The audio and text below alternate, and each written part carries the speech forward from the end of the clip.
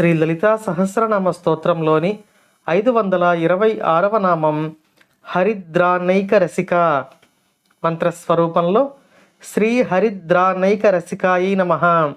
ఈ నామంలో ఆజ్ఞాచక్రంలో కొలువై ఉండే తల్లికి ప్రీతికరమైన ప్రసాదాన్ని వసిన్యాది వాగ్దేవతలు మనకు తెలియచేస్తూ ఉన్నారు.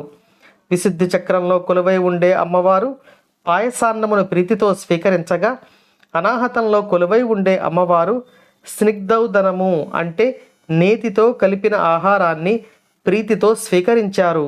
ఆ తర్వాత మణిపురంలో కొలువై ఉండే తల్లి బెల్లము కలిపిన అన్నమును స్వీకరించారు.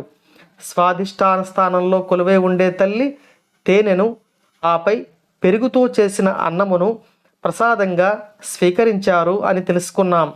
మూలాధారంలో కొలువై ఉండే తల్లి పెసరపప్పు బియ్యాన్ని ప్రియమైన ప్రసాదంగా స్వీకరించారు.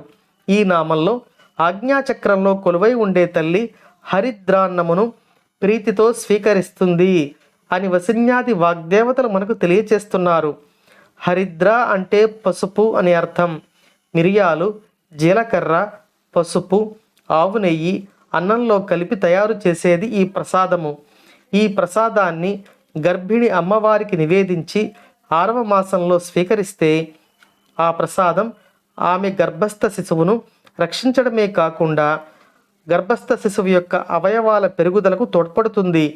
ఈ అమ్మవారు మనందరినీ అనుగ్రహించాలని కోరుకుంటూ ఓం శ్రీమాత్రే నమః.